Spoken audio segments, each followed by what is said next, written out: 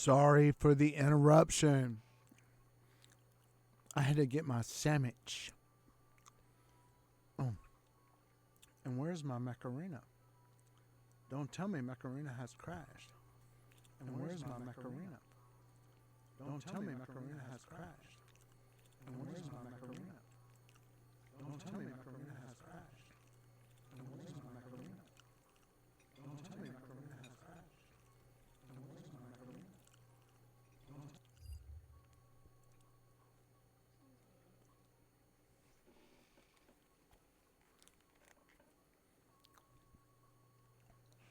We're getting it together, man. Watch.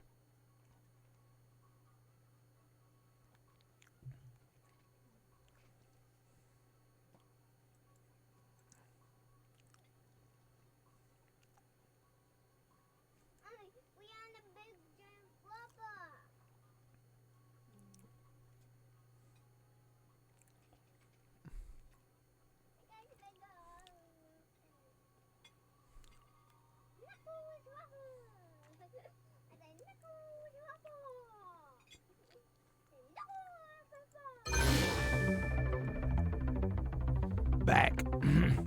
I'm back in the saddle again.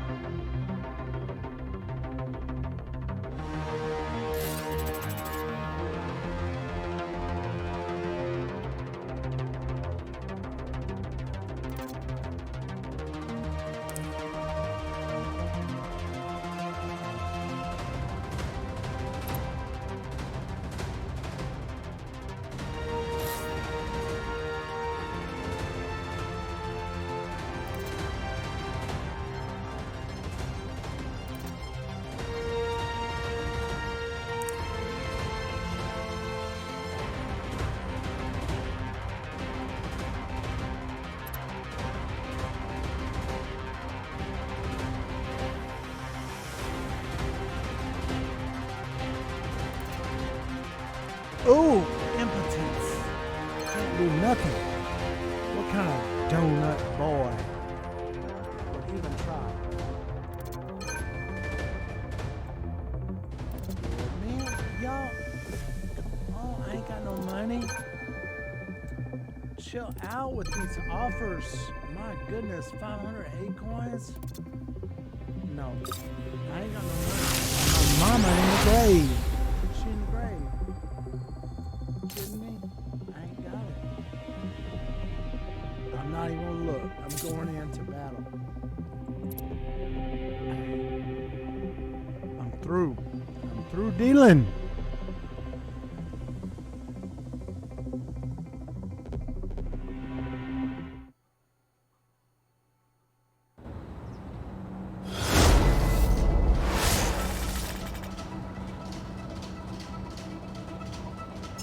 Lost his mind.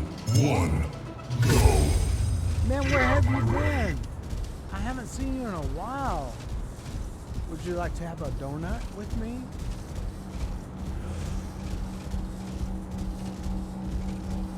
Man, those arachnos are slow. What is the deal with them?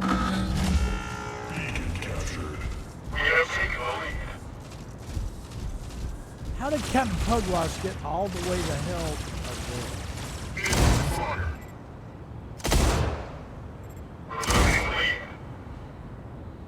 Bubonic plague? I'm lagging. Oh, you dead. Incoming fire.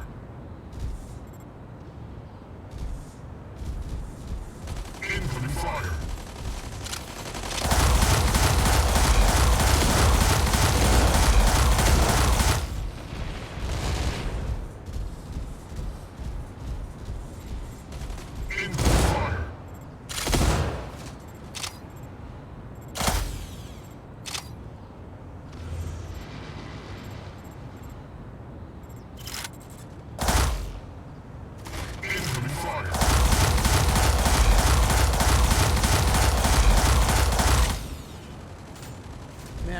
get over here. Why are you behind me? What did I do to get this kind of treatment? Y'all are down one. You certainly are.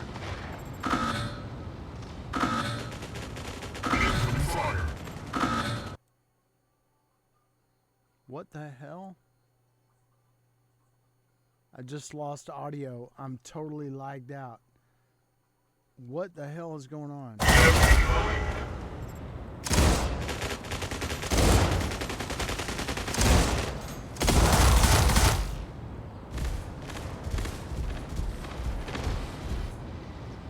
Incoming fire.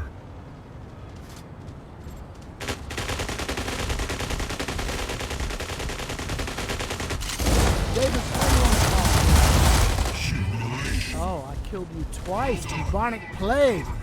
Man, no hard feelings and stuff, but damn. I'm just trying to survive. I need some coins to upgrade my armor. No hard feelings. Boy, I just killed the shit out of you.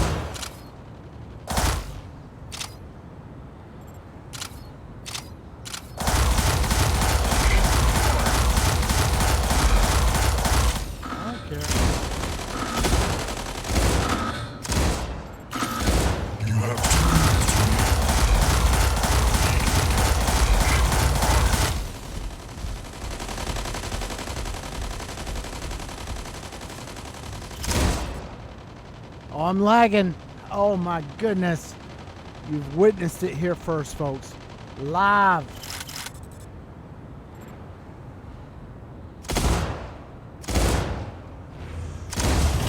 Humiliation. Well done. Can I get one of those MD bots over here, like, quick? Victory imminent.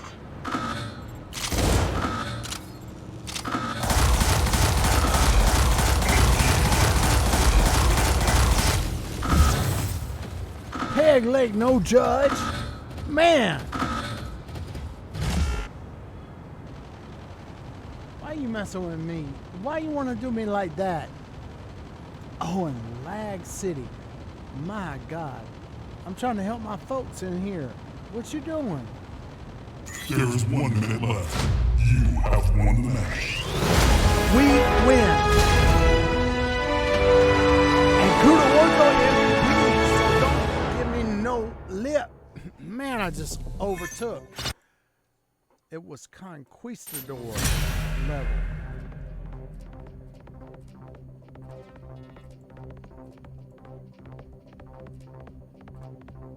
Man, I'm talking lag. Man, I got to get out of here. I got to come back. Davis is calling me.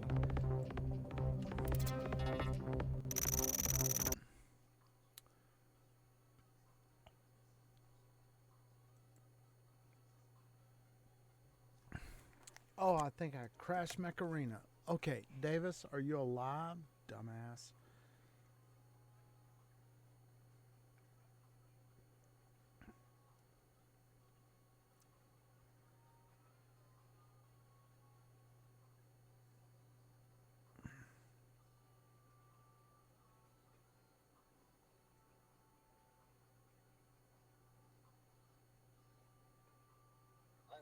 Hey man, are you alive? You said guns was going off and shit. You're like, the evil oligarchy, and then you were like, the guns are firing, and then you like hung up, and I'm like, is Davis still alive?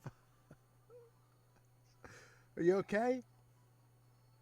I gotta move this telephone pole. Moving a telephone pole, man. You get a splinters with creosote on them. That's bad. Amputation. Yeah, creosote's fucking poisonous as shit. You don't want that. Hey, Davis, can you hear me? I sent you a Facebook link of I couldn't answer your call because I was in combat. but I sent you a link. You can see the battle. That's pretty cool. Yeah. So it's pretty fun. I can't talk to you about anything, right? Yeah, I guess so. Yeah. Because you're so judgmental and you tell me all these psychological things that's wrong with me and everybody around me. I can't talk to you about my problems, man. I don't have anybody to fucking talk to. Well, talk to I me, can't man. talk to my son. What? Can't fucking Give talk me to an my kids. example. They're fucking Get. judgmental about everything. Can't talk to my fucking wife. So yeah, fuck you. I Uh, can't talk to you, man. You don't listen to me. And everything I say, you're like, oh well, some fucking psychological bullshit from some book you fucking read. yeah, that's right, dude. Sorry. I do read books. Sorry about that. Yeah, and I've said since I got back from China, CBT is your best solution. You want to feel better. You don't want to have negative thoughts about things, right? The oneness of everything tells you that infinite beauty is in everything. If infinity is in everything, if everything is one and infinity is in everything, the goodness of infinity, the infinite goodness is in every aspect of everything. That may be why you gravitate to me. This fucking telephone pole because I need it out of my goddamn way. All right. Well, I'm glad you're alive, dude. What was the shooting? What was the shooting about? You said guns were going off and There was a bunch of yelling and screaming at our neighbor's house, and then a bunch of gunshots, and then it got real quiet, and all the lights in the house went off. So we just called the cops and said, can you go check and make sure that the dude's wife and all his grandkids are okay? End of story. okay. All right, dude. Yeah. You want to tell me what a asshole I am some more? Go ahead. No, man, I just don't have anybody to talk to, and it's frustrating, and I just have to deal with my own shit, so it's fine. Well, I mean, I don't want to be a party pooper or anything, but a lot of people don't have anybody to talk to. We're atomized in our society Add and me to stuff. that list. Yeah, yeah. A lot of people don't have anything to talk. But I'm gonna stick to my guns. I'm not gonna change anything that I'm saying. You don't want to be angry. You don't want to think about stuff in an angry kind of way. You can say, "Fuck you, you fucking piece of shit, son of a bitch. I can't talk to you, motherfucker." You can say that. That's fine if you want to do that. But yeah, in my studies, it says that you need to say some mantras like Om Mani Padme Hum or whatever. Whenever you get that adrenaline going or whatever, the adrenaline cortisol is bad for you. It's bad for your brain. I just want to move this fucking telephone pole. I'll be happy. Well, why don't you chop it down with a chainsaw and just forget about it? Cut it up in pieces and burn it for firewood. It's got electrical cables attached to it, and it's in my way. Well, I bet if you cut it down with a chainsaw in the middle of the night, the city would, the county or whatever would come and take care of it. Why don't you just do that? Get your chainsaw, go out there with your little headlamp in the middle of the night, cut the damn thing down. It's going to fall down, and then they're going to come and deal with it. Already. What? It's on the ground already. I just need to get it out of the road. Yeah. Yeah. Man, yeah, things are rough, man. It's a sign of the times. Come gather around people wherever you roam, and admit that the waters around you have grown, and accept it that soon you'll be drenched to the bone. If your time is to you or saving, then you better start swimming or you'll sink like a stone, for the times they are a-changing. Yeah. I don't know if you ever read in Kings in the Bible, Elijah was a prophet, and he told Ahab was like, all this Moses shit is a bunch of bullshit.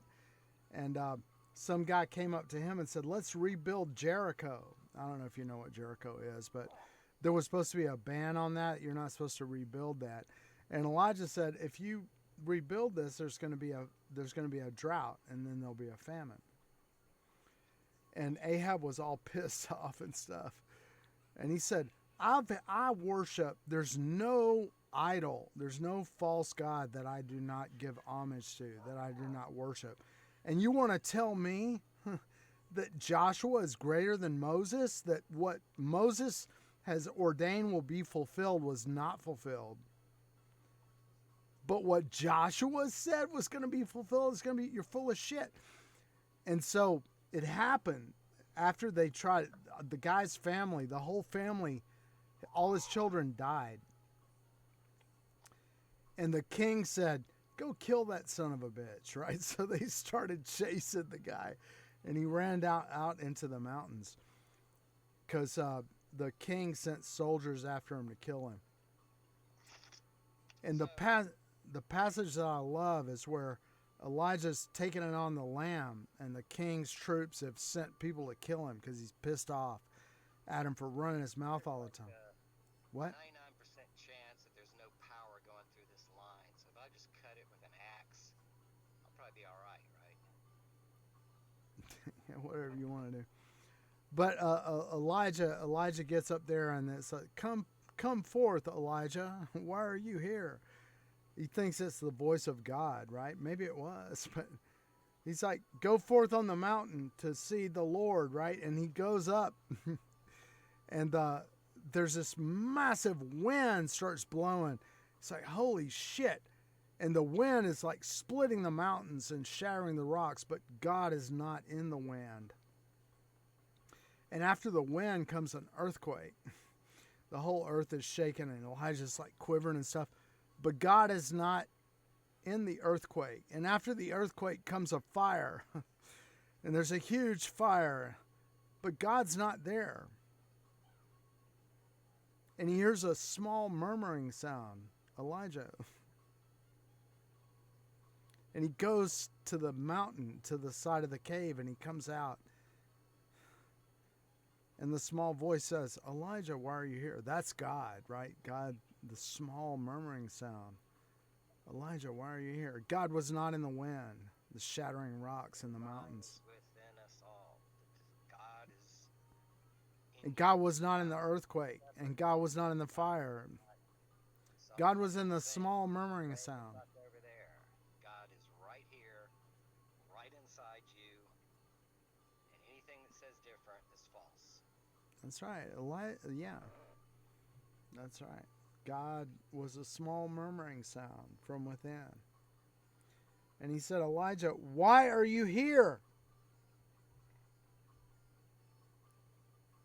Now, there's a lot of belief in reincarnation, and the spirit of prophets wander over the earth and they enter into people. Right? So I have found it's important for me to hear. One's the hot, so if I cut them separately, I should be okay, even if it was hot, right? I don't know. Put the tip of your pecker on it and see if it, Well, I already pissed on it, nothing happened. Don't whiz on the electric fence.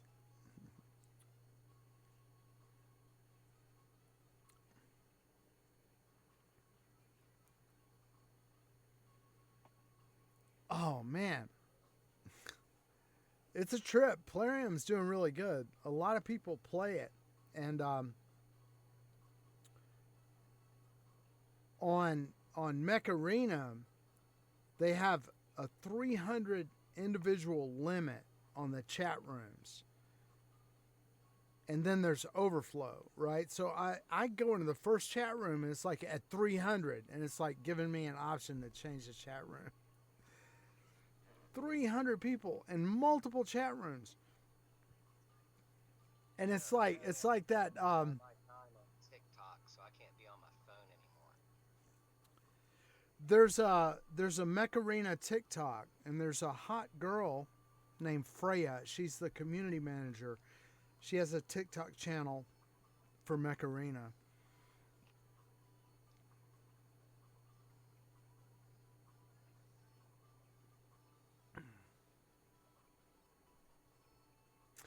Davis, man, I appreciate, you know, I was, when you started teaching me how to repair computers, I was pretty down.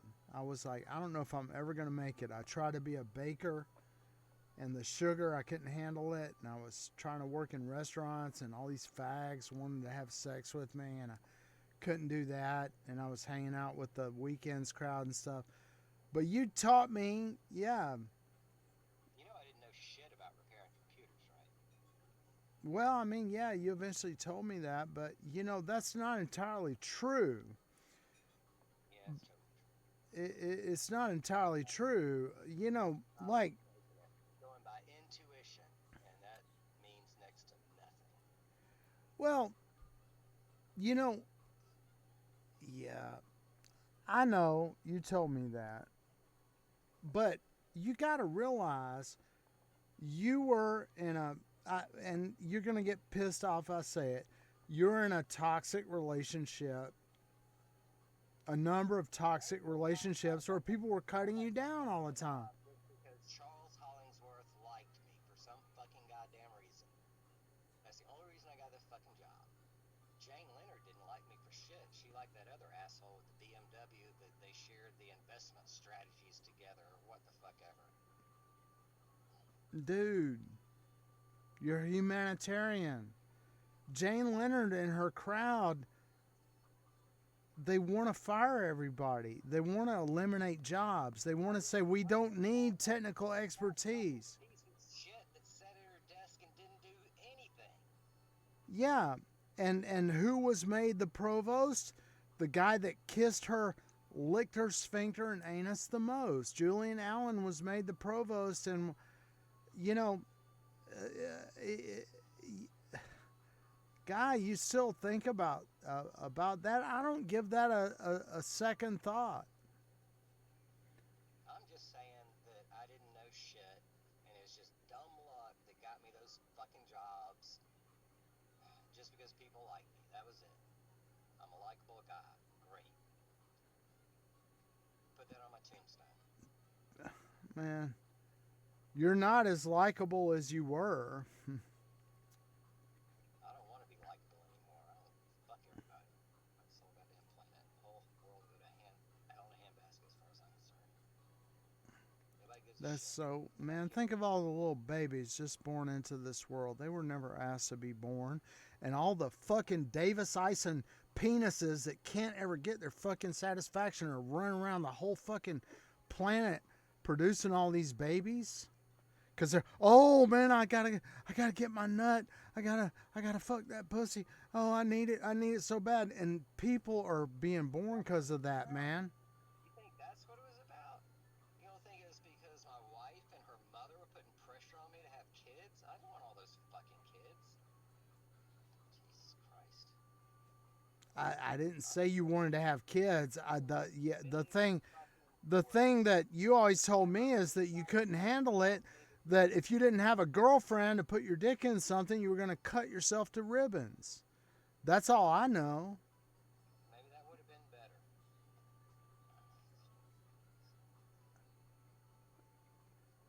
Nothing's ever solved by violence, man. You got to have some mercy on the human race and stuff. Violent on this goddamn telephone call. Yeah. I'm glad I'm not in that situation, dear. Sweetie, honey bunch. Yeah.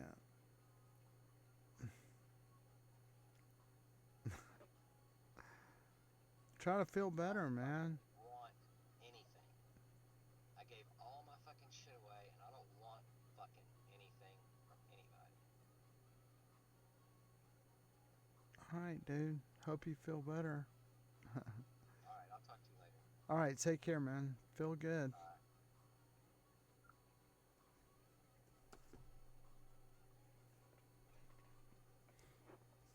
Call Harry. My goodness. Call Eldo.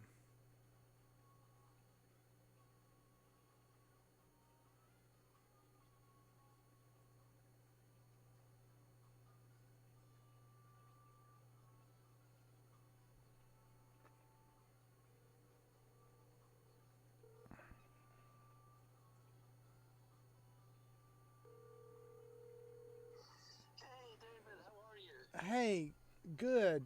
Well, I'm having a bit of a tough time. Have you got a minute? Yeah, you bet. Um, I, I, I've never, well, I have a lot of failings and stuff like that. I want to tell you,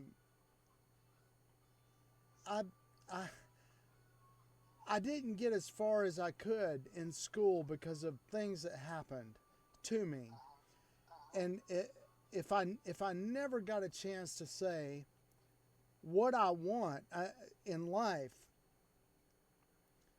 when I was at Georgia State, I used to.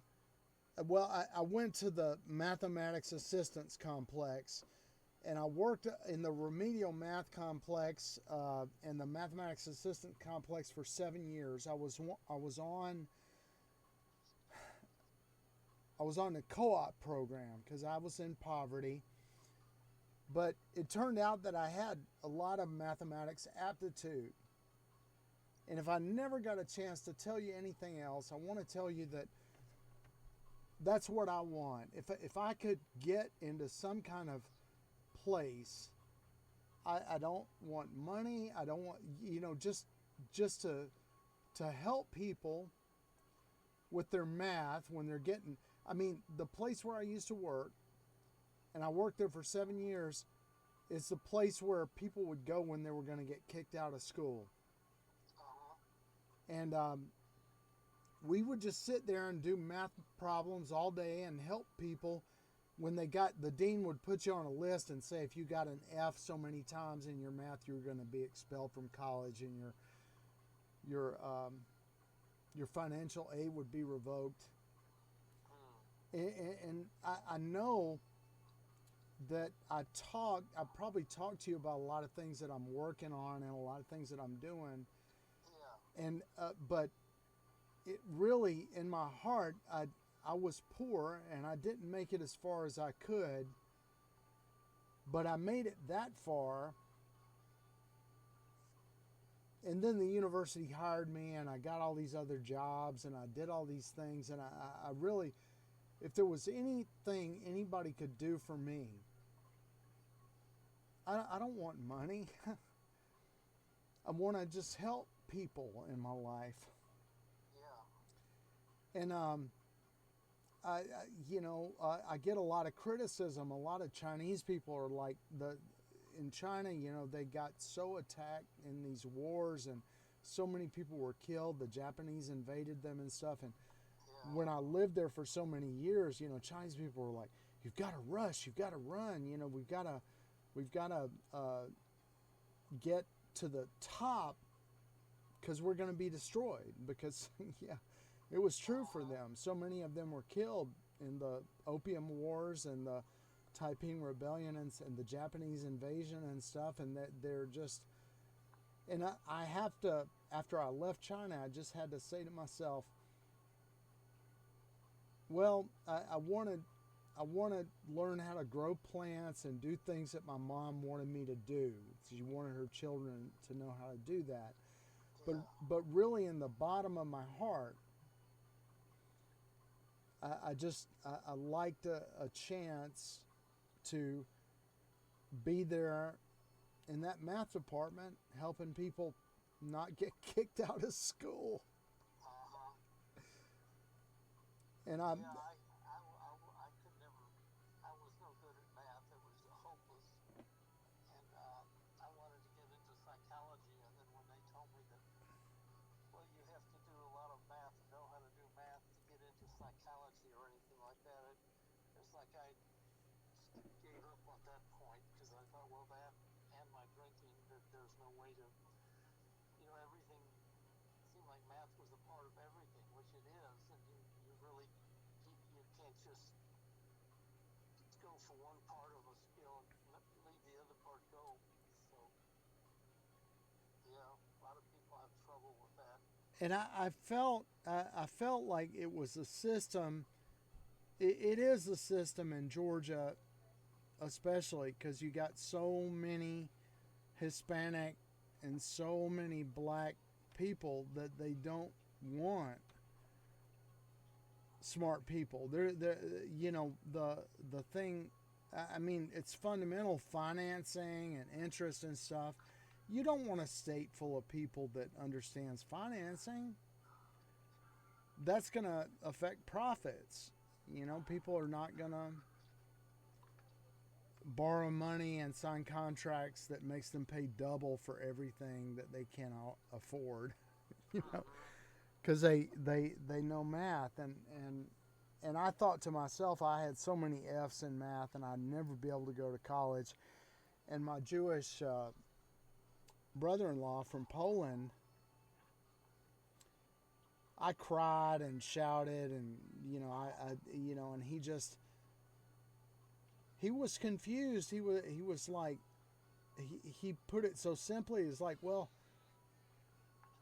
I can't understand why this math is so hard, because it's only conic sections, which really a cone, slicing a cone pretty much covers everything that you have in high school. In algebra, you have the tip of the cone is a point, the edge of the cone is a line, the bottom of the cone is a circle, a slice of the cone is an ellipse. You know, everything that you need is summed up in conic sections to get into college. And I screamed and hollered, and he just stroked his beard, and he was just confused. And how can it be so hard? And just by setting that example for me, I stopped being so desperate, and just try to simplify things. And then it turned out I was pretty good at math, and I got through it. But I'm calling. I've just, you know, I've got one of the guys I grew up. He's dying from alcoholism at this time. He got infatuated with some woman who was a married woman, and she's married to a very wealthy man, and she's never gonna leave him, and he's destroyed himself with alcoholism. Just a very brilliant person. And then, you know, borderline personality disorder. Yeah. Well, a big writer for the Atlanta Journal-Constitution, her son has borderline, and he's just killing himself. And I just you know, we have to change the way that we think about things. And if one of the things that I learned in mathematics is that infinity, the infinite, is contained in everything. In the finite, you can find an infinity. And what it tells you is that anything that you bring out of your mind, if you're thinking about it and it's horrible or it's sad, if you realize infinity is encompassed in every finite thing, you realize that our linguistic universe allows for a positive or good or even ecstatic interpretation of everything that you experience.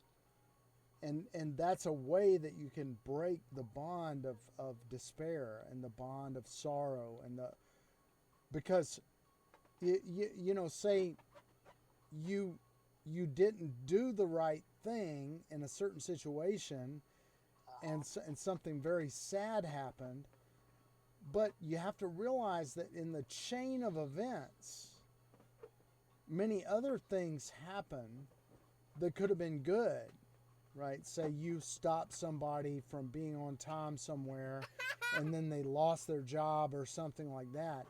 But because they lost their job because you stopped them, they weren't at this crosswalk at the time that they would have been if you had not stopped them and they had stepped in that crosswalk and they were hit by a speeding car. Right? That's my daughter. Hey, sweetie. My daughter has put, she's wearing her Star Wars t-shirt, and she put a balloon in her under her Star Wars t-shirt so she looks like she has a baby.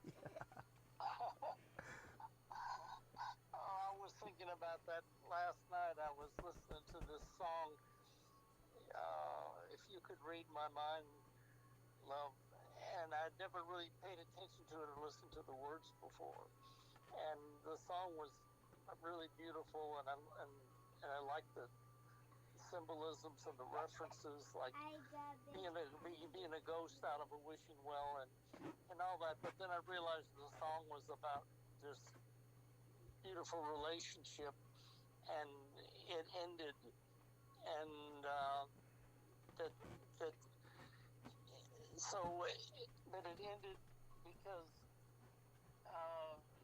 she had a lack of love, and he had a lack of love, and he didn't know where the feelings went that he had for her.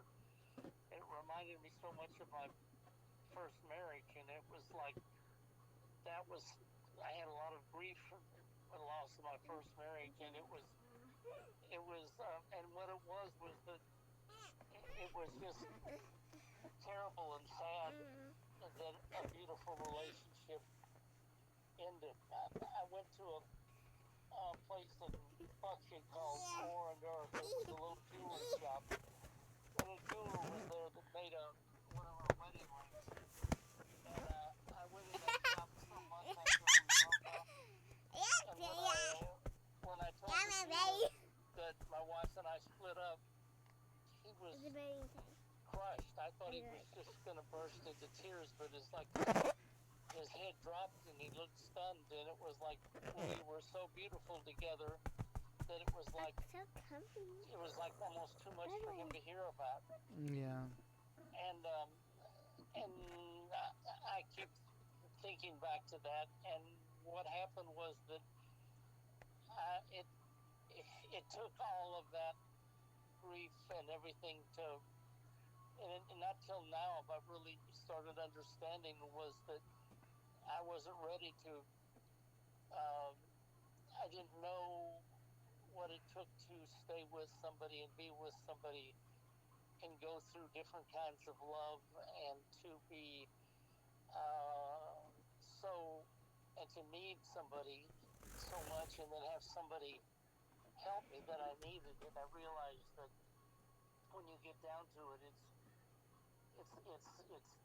it's not just the sex, or you get disappointed in somebody's aging, or but you have to think past that and I wasn't in that place to appreciate that kind of relationship. I wanted to, but I couldn't be around the corner, and you can't be around the corner and where you're at the same time, and you realize that this attitude that it takes to stay with somebody is right around the corner. And I think it was that book, Jonathan Livingston Seagull, where the guy talked about not being able to live around the corner, and to just see it happen. And and so I got around the corner, and now I'm in the perfect place for a relationship. Mm. But all the stuff, all the people you've got to, it's like walking over this killing field of, and all the people. Then you wonder, where did this love go and all this stuff? And it was all just dress rehearsals, I guess, for being in to where you could get around the corner. Right. And so I said a little prayer to my ex-wife, who's dead now, but it was like this: I love you, I'm sorry, please forgive me, thank you. And that always helps things get better. It helps me get around the corner, and helps me to get to this infinite place, to where you realize that all of this was an important path. Like you said, it all led to the infinite, or in my case, a realization or appreciation and a peace of mind. Is that what you're talking about? Yeah. If you're, it's a way, and this is something that happened. I guess my my mom had introduced me to Jewish mysticism when I was very young, and you know, all of us in our family, we'd been sexually abused. She'd been raped many times and all this kind of stuff. And you go to church, and church was kind of a place where abusers were around and everything. And she introduced me to the Kabbalah or whatever. And you know, for when you get into Jewish mysticism, there's a reinterpretation of every text. It really developed in the Middle Ages, and it dealt with love and the male-female aspect in particular. And if you know the Song of Songs in the Bible, it's the king Solomon is exchanging love letters with a black woman, and she's looked down upon because she's black, but she's the most beloved woman of the king Solomon, and they have these very powerfully erotic letters, and he's writing about her tits, you know, her black titties. They're so muscular, and a lot of people that they get disturbed, and they're like, I don't want to even read this. It's but when you read it in the Kabbalah,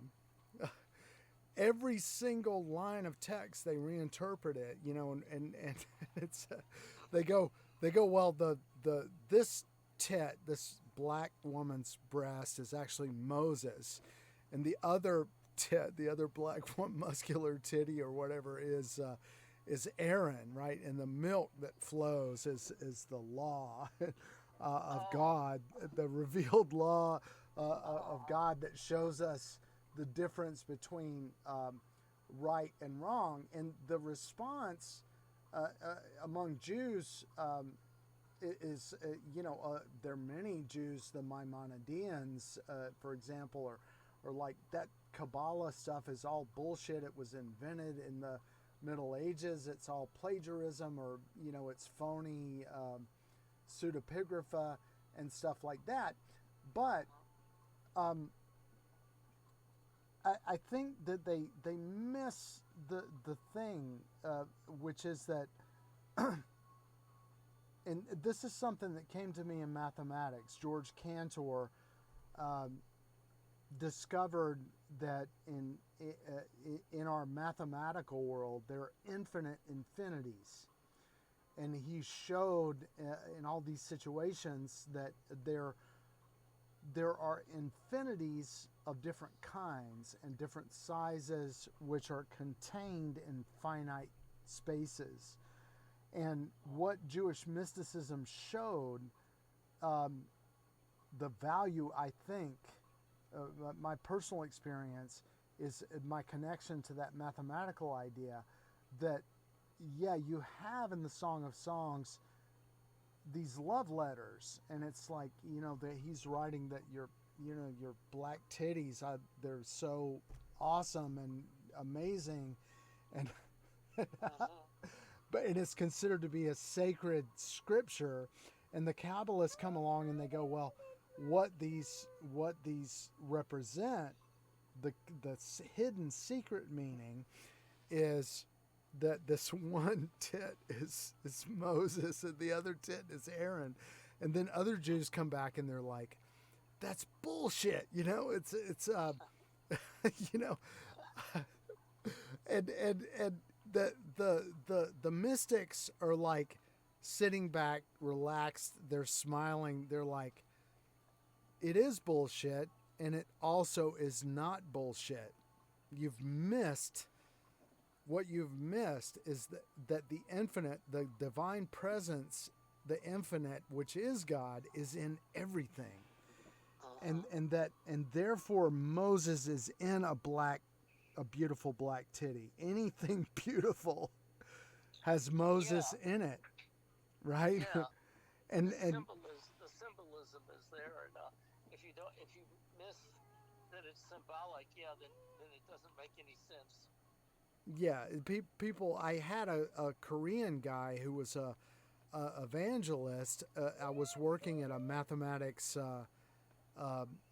enhancement school or whatever called Princeton Academy in the Korea land up there in Duluth, and the woman that was running it was struck by my knowledge of the Bible, and she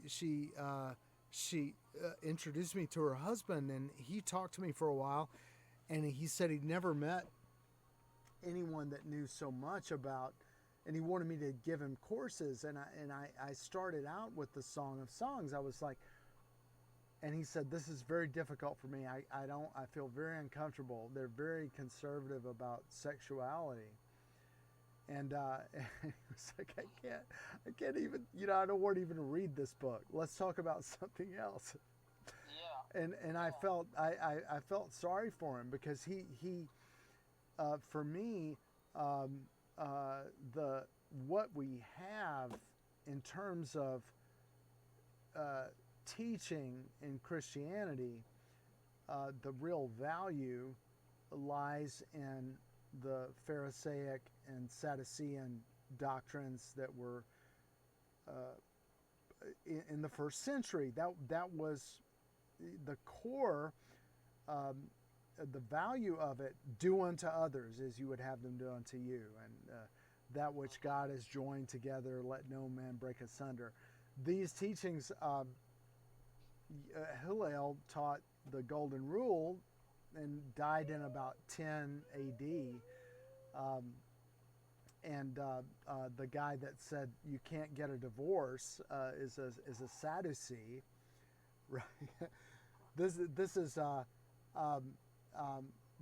those.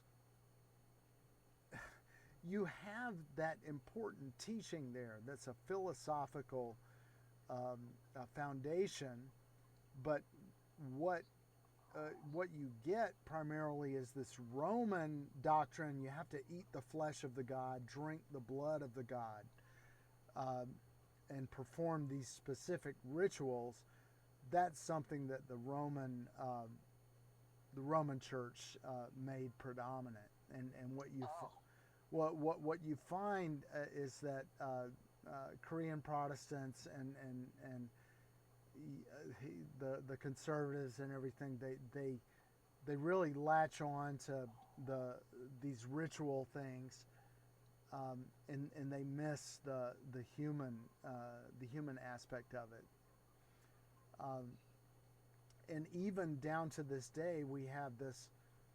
It's essentially a war between the Roman Empire and Palestine, which really survives to this day, sadly.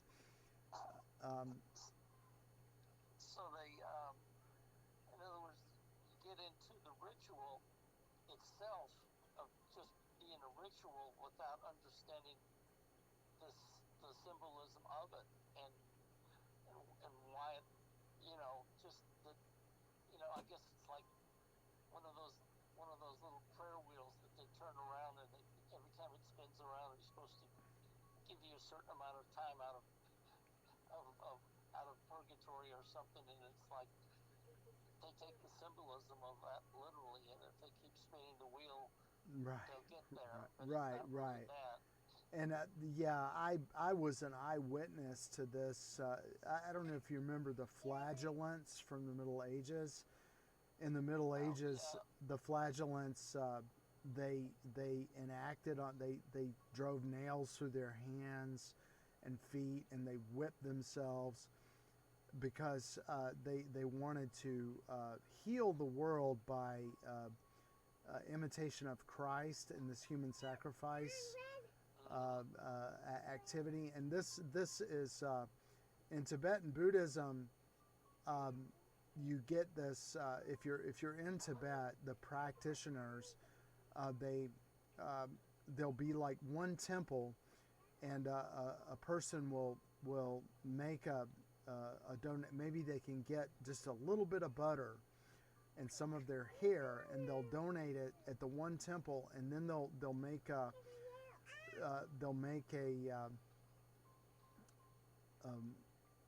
what do you call it? So it's sort of like a ritual to the god of compassion.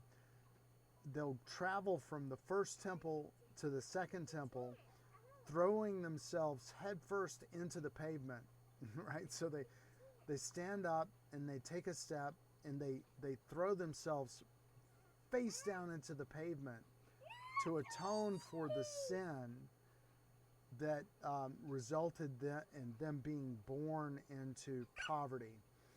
So poor Tibetans that are very religious, I watched this one time for several hours where people would go down a road leaping into the pavement and then standing up and throwing themselves into the pavement again and again. And then the illegal thing that's in the Lotus Sutra, which you saw practiced in Vietnam during the war, in the Lotus Sutra, which is a later Buddhist, it's not. There's no evidence that it's from Buddhism in the Indian subcontinent. It seems to have been added later, but it's this practice of to get to heaven or to a heavenly life. The greatest devotion you can show is through self-immolation. So they set themselves on fire.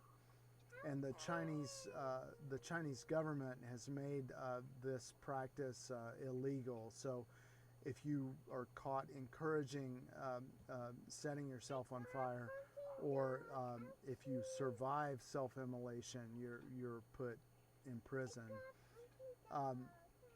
But this is something, if you remember, some Life magazine had these Vietnamese Buddhists in Vietnam, and they presented the photos as if the monks had set themselves on fire as a protest of the violence of the war. And no, it's not. It's clearly stated in their religious sutra, the document that they're reading, that they will get into a heavenly world closer to a bodhisattva. So a bodhisattva is someone who decides to stay in the cycle of birth and death until all the world gets enlightenment and leaves the birth and death.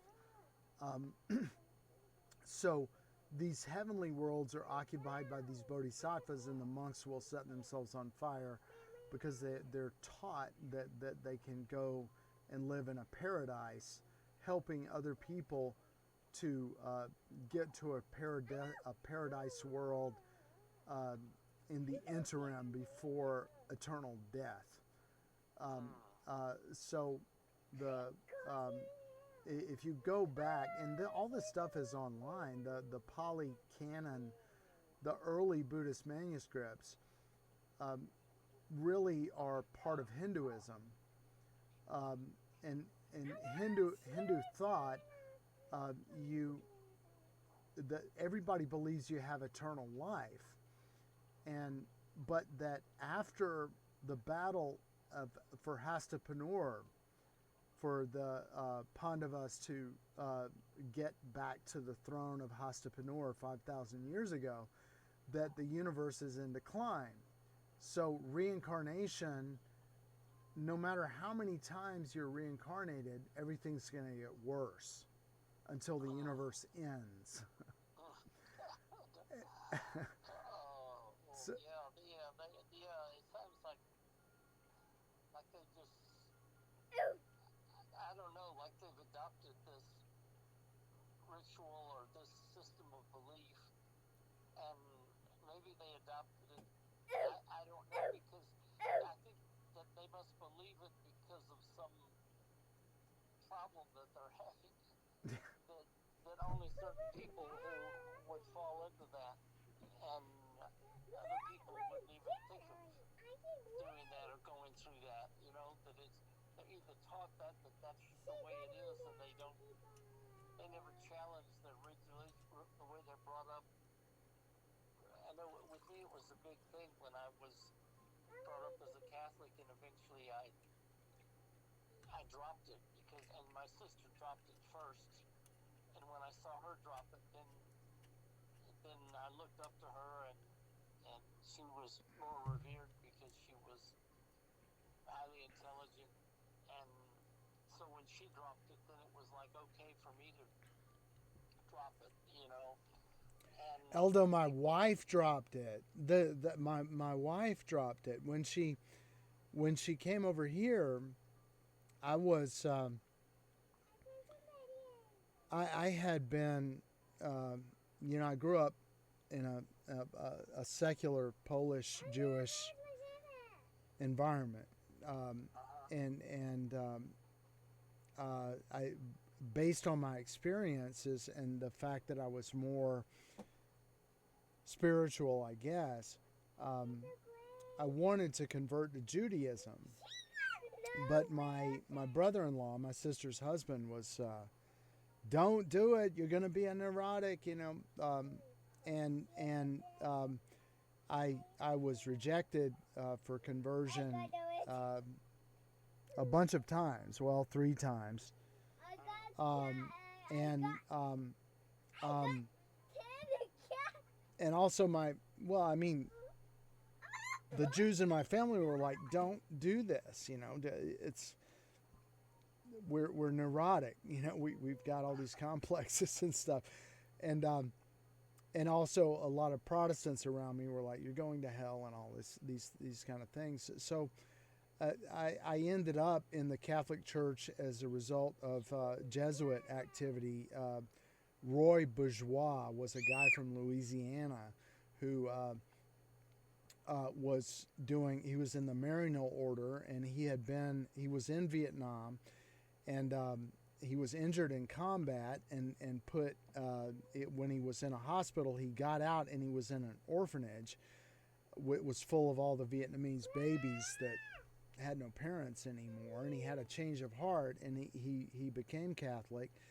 And because of his activism in Georgia, I joined the Catholic Church. And the first year of my catechism, I was like, these guys, I was in the church, but the people that were teaching me they did not know much about Catholicism. And so I didn't convert the first year, and the second year I studied the Vatican II and the new Catechism, and then I converted, and I found that the important thing is that the Bible is an effort by a people to preserve history, especially in the Old Testament. Whereas the Gospels or whatever, I'm sure you're probably familiar, are full of a lot of contradictory stuff and confusing things. And Jews, dealing with if you're in a temple, a rabbi's going to come and he's going to go, well, this doesn't make sense, and we don't know if this is real or not, and even Reformed Jews, they're like.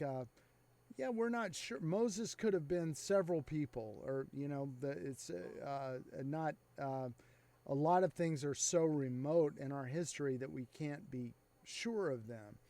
But we inside we all want the meaning, but then we see something preserved and we say, oh well, this must be the meaning. Then when people preserve things to preserve them, and the interpretation or meaning, is drawn from the people who read it, and I guess that's all they get. That's all you get. You can follow somebody else's meaning. They say it means this, so it must mean, or you can find your own meaning. Exactly. There's a lot more. Whereas the thing that happened with me is I found as a person that reads, I grew up in a black community. Black people really read prophetic books more and study them, and I saw a Pew Research study. This was a turning point for me, that said that nobody, according to Pew Research, there's nobody that knows less about the Bible than Catholics. and nobody knows more about it than atheists. uh, and, so yeah, I found trying to address my personal spiritual needs. Because when you go out in the world and you live in the ghetto and the crack and the drugs and everything like that, you've got to have something larger, some kind of spirituality for me to do what needs to be done. To go into a community and see beyond the immediate, to heal and to help and to have anything come to just something that could give people a chance to have peace and comfort in their life. There needs to be a lot of mercy, and without people who've even who reach that point, that's kind of an infinity. I mean, to me, right there, and then it starts getting twisted. It's like, well, then you have to say this so many times, and you have to face a certain direction, and you have to do, and then it's like, well, what does that have to do with the core belief system?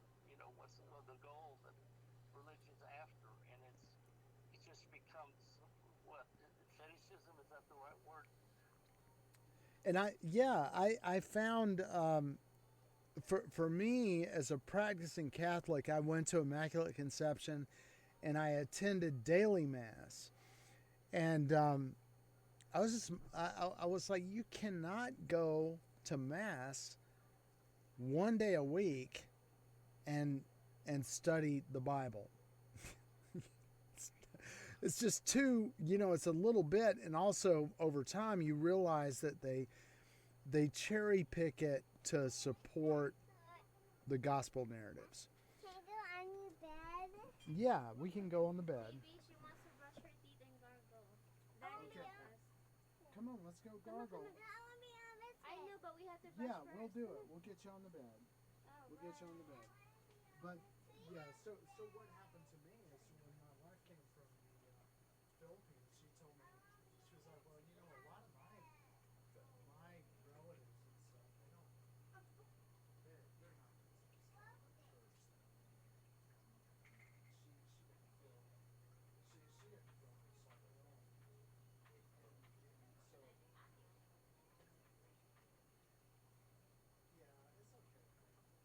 We're getting gargle, brush teeth, whatever. But yeah, Eldo was Catholic too. His sister left her church, and he also left it. And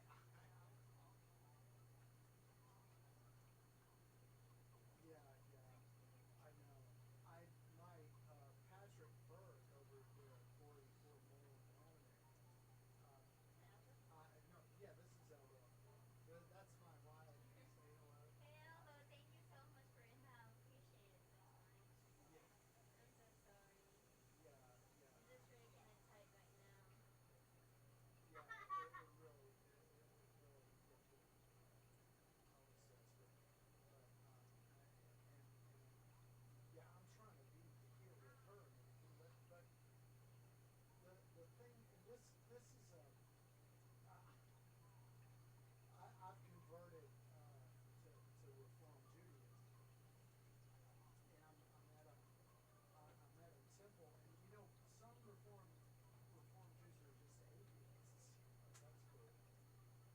Um, um, and some are, they have a lot of Christian friends and they want reconciliation, or they want coexistence and stuff, and that's what they look at Jews.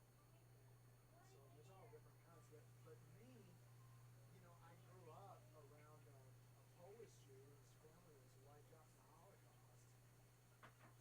the Holocaust. And he was like very conflicted.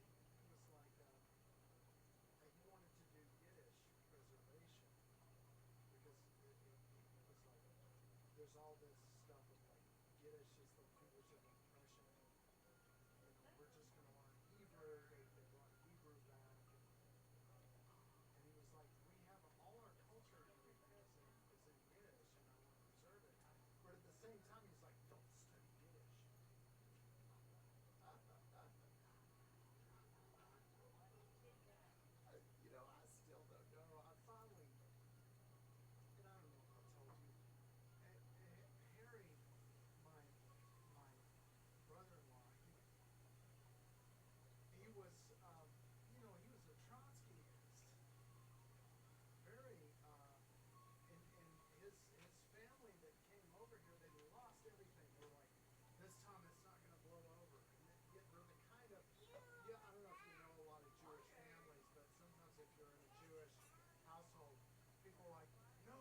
what it means, and they're shouting each other down. And that, they're dancing on the end of a pin over details and stuff or like that. But you know,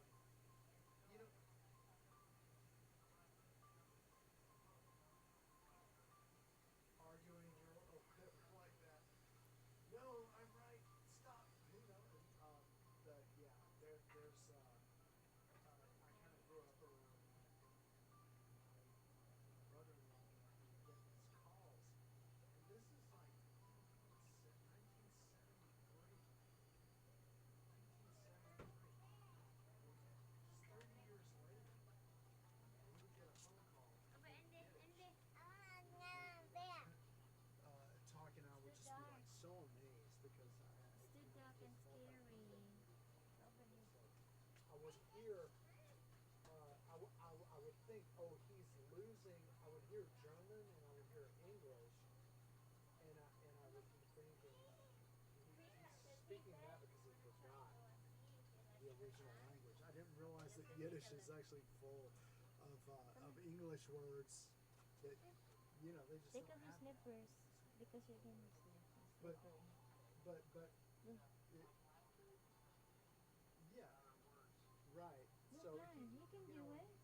See, but one it would, step at it, a would, it time. would always be kind of gloomy. But and you when climb we only would when talk Papa to will him help you afterwards, because he it's would, too dangerous. well, Okay, one step, one found more. out that this part of our family, we found out where they died and that they're dead. Okay, you hold hands Or, on this in the can ladder. you Go. imagine for years and years, One like, step, here's a step, family. step, They step up. they No. Step up, were step up. fighting with their See? other Step up, relatives go. and going, we have to leave. You hold into the ladder. This time it's not going to go over. And the other families together were here. like, Come we on. can't, Go we're climb. going to lose everything, we'll be bankrupted, we'll have to start over from scratch. And so they're fighting, and they have this terrible Go argument, climb. and they leave, Yeah, go climb this. they go to the Go United climb States, they here. lose everything, they're in poverty. Yeah, good And, job. he never got rich. He never See? became successful. He did all right, or whatever, but it's kind of a situation Good where you're job. like, So, how was it? I'm right, but You I'm, can't jump because I it's hope I'm too not low. right. You can touch the ceiling. Uh, yeah. See? And- It's too and low. I You just, can't jump and stand up. the, You hurt the your hand? combination of that, Oh, well, when I was attending How is it? Catholic church for many years, involved in the Marymount order because we had this how was it? School of the Americas down in Georgia where we But it's too trained all dark. the I'm Latin scared. American military, paramilitaries or whatever. Catholics, there were a lot of good Catholics that were working to help the poor in Latin America, and I was involved in that Step for in many here. years. But when my wife got here, she was like, "Well, a lot of my family, we don't, Yeah, we yeah, over don't here. go to Step in Catholic here. church anymore. We're not." And she didn't want to go, and so there was a Reformed temple Yeah, It's okay. nearby, Go hold on the ladder. and Hold on the and, ladder. and I You joined climb it, down. and Yeah, just I like just that, like a spider. it's just been really good because my mom was very spiritual, and we Mm. we you like that? Yeah, She got up in adventure. my loft or whatever. But I mean, for me, the Jesus, I have no doubt he was a real person. But the whole thing of like he's a human sacrifice or sacrifice of the God, it's really the Romans do that. That's and if you there's a great course that's done by Bart Ehrman. He started his study. He's a big scholar, current scholar, Bart Ehrman, on the historical Jesus. And if you're Yeah, I really recommend his courses. Because the person Jesus that we can reconstruct is only sort of like the most likely, the most probable, because we can't. There's a lot of things we can never know. We can just gather all the extant information that we have together, and Well, I know that. Yeah, my view is that there have been a number of Jesus revolutionaries, and some of them, some of the earlier ones were also killed, and it's like in the Matrix trilogy. Remember where they tell Neo that there's been five others that came before you. Do you remember that? yeah. That I felt like, well, that's like they're talking about Jesus, and everybody was waiting for one, and eventually one would come up, and they would go through their revolutionary role, and I guess until they would either win or be killed, and yeah, and then strange how it ended up, and then the Romans ended up so imperialistic and murderous, and and they lost their revolutionary ability, just like the United States lost its spirit of revolution um, in time. That it was a beautiful thing at the beginning, and then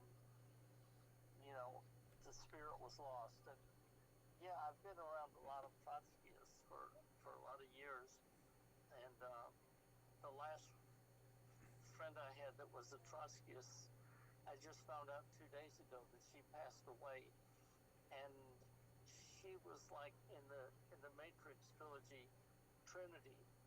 It was like she was my Trinity, and that's how long I had known her. So we're talking about what 55 years ago. But anyhow, but I remember one of the last things she said. I hadn't seen her or talked to her in about a year or so, and I said, "Well, are you still a communist?" And she said, "Yes, I'm still a Marxist, and I'm still a Trotskyist." And I cling to that. That it was so neat that she stayed true to what she felt was right. And Right. The minute that she found out, I felt that it wouldn't be. It wasn't like a religious thing. It was intellectual with her, as it seems to be with a lot of Trotskyists, And Right. I was a revolutionary, but I was rebellious, and the kid with the learning disabilities who got in trouble in school and was looked at as weird, and who tried to understand what was going on. And the other people I know in the Trotskyist movement, they weren't like me. They were the people that were on the dean's list and made A pluses, and were truly intelligent and had control of their mind and their emotions better than me. And so I came at it a different way. And in Atlanta, when they tried to start a Trotskyist movement, or when they did in Atlanta, they liked me because I was working at a General Motors plant and a member of the union, and so they well, I'm a combination of all those things. I was a combination of a worker and an intellectual, and that was just the way I tried to put things together. It all made sense to me. And did I ever tell you about the fight I had with the guy from the workshop in nonviolence? No.